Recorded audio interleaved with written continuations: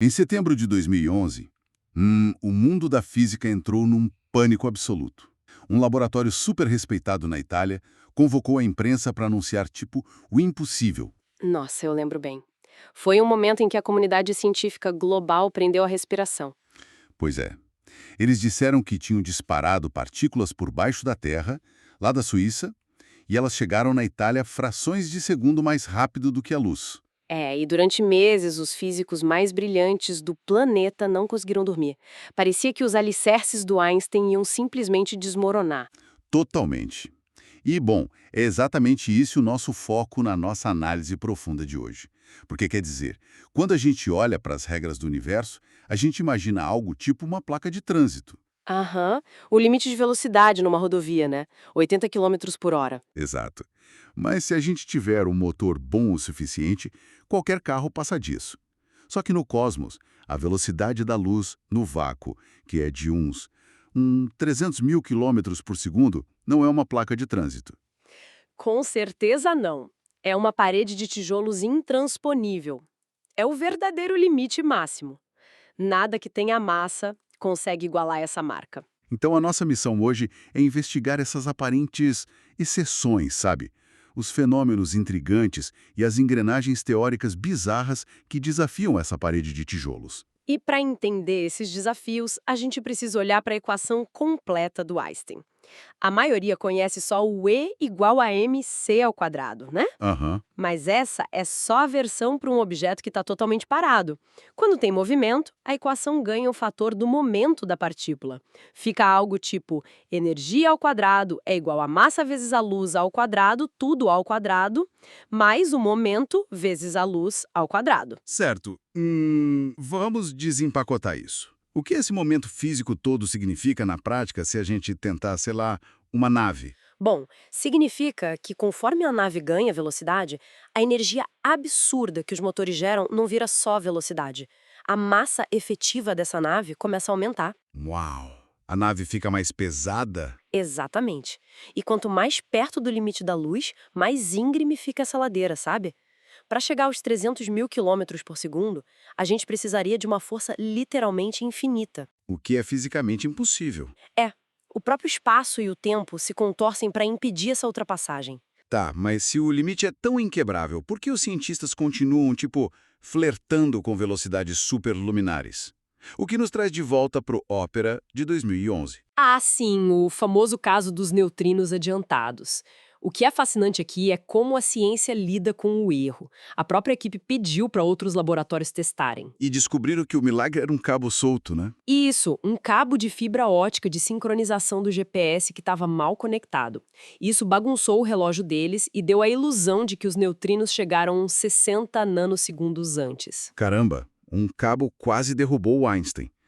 Mas as ilusões continuam enganando a gente. Teve um estudo bem recente de 2026 do Instituto de Tecnologia de Israel. Ah, o estudo com as membranas de nitreto de boro hexagonal.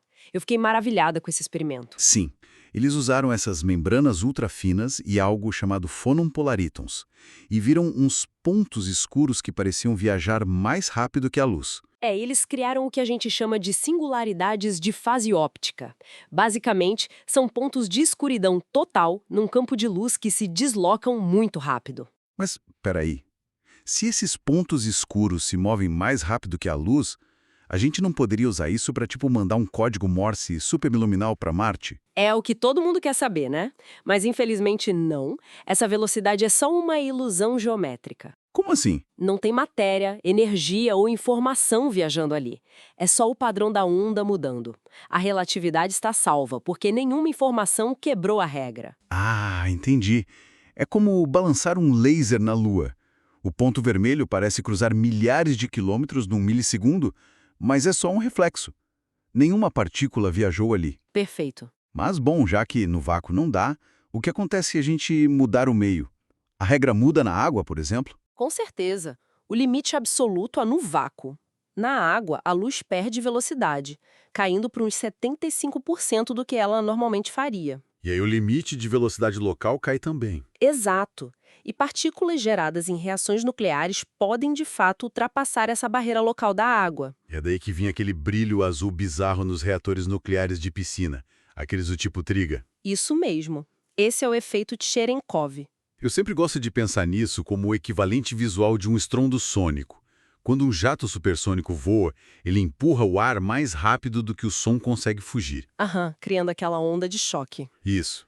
Ou uma lancha super rápida na água, que cria aquela onda em V atrás dela, porque está indo mais rápido que a própria onda que ela gera. É uma analogia fantástica. O efeito Cherenkov é uma onda de choque óptica. As partículas perturbam as moléculas da água que emitem fótons azuis quando voltam ao normal. Mas isso tem utilidade prática hoje em dia? Ou muita.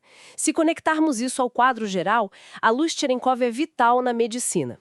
Em tratamentos de radioterapia, câmeras captam esse brilho para monitorar a dose de radiação. Até materiais de exames, como o isótopo F18, emitem essa luz. Nossa, que incrível. E na astrofísica também, né? Com certeza. Experimentos gigantescos, tipo o Super Kamiokande no Japão e o Ice Cube, que fica enterrado no gelo da Antártica. Eles caçam neutrinos e raios cósmicos procurando esse flash de Cherenkov no gelo, né? Exatamente. É uma ferramenta de observação fundamental. Tá. Então, na água ou no gelo, a gente consegue quebrar o limite local. Mas o que acontece quando a gente olha para o próprio espaço e entra na mecânica quântica? Ah, agora a gente vai dar um nó na cabeça de muita gente. Vamos falar de entrelaçamento quântico. É a famosa ação fantasmagórica à distância, como Einstein dizia. É quando o spin de um fóton dita instantaneamente o estado de outro, desafiando o tal do realismo local. Isso. E os avanços recentes nisso são assustadores. Na Universidade Griffith, eles literalmente dividiram um único fóton. E tem aqueles cristais de niobato de lítio que geram fótons em 2,1 micrômetros para fugir da interferência solar. Até a China, na Universidade USTC, bateu o recorde emaranhando 18 qubits em 6 fótons. É uma precisão absurda. Mas a grande questão que sempre volta é se um reage instantaneamente ao outro, não é uma comunicação mais rápida que a luz. Pois é, parece que sim. Como a gente resolve isso? A gente tem que separar correlação de comunicação. Nenhuma informação clássica trafega entre eles. Mas os dois mudam ao mesmo tempo. Sim, mas pense em dois dados quânticos sendo jogados em extremidades opostas da galáxia. Se um cai no 6, o outro instantaneamente cai no 6. Certo. Só que você não pode escolher que o dado caia no 6. Como o resultado é aleatório, você não consegue mandar uma mensagem ou um código usando isso. É uma correlação da natureza, não um rádio superluminal. Ah, então não dá para construir um telégrafo quântico instantâneo. Mas, falando em extremidades da galáxia, aqui é que a coisa fica realmente interessante. Vamos lá. O universo observável tem uns 93 bilhões de anos-luz de diâmetro. Só que a idade dele é de apenas 13,7 bilhões de anos. Uma conta que parece não fechar. Como o universo tem 90 bilhões de anos-luz de tamanho, se a luz só teve 13 bilhões de anos para viajar? A resposta é a expansão do universo. O espaço-tempo não é um palco fixo, ele está esticando.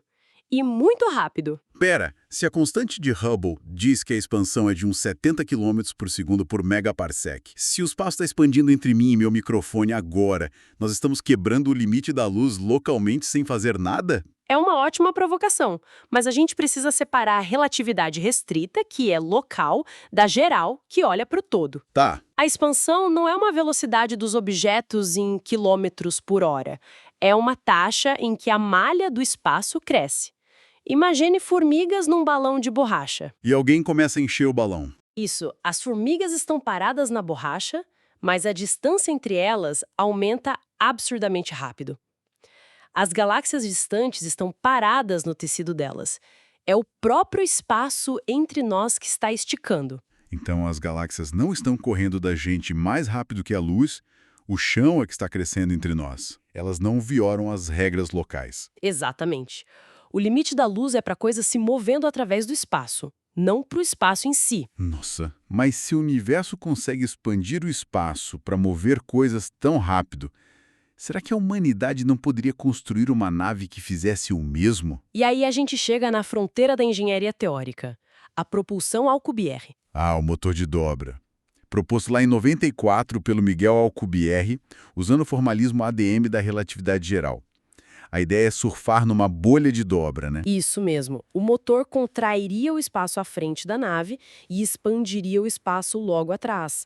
A nave não se move pelo espaço. A bolha carrega o espaço com ela. Então, para a tripulação, como seria? Eles estariam em queda livre perfeita, sem sentir a força G te esmagando na cadeira e, o melhor, sem dilatação temporal.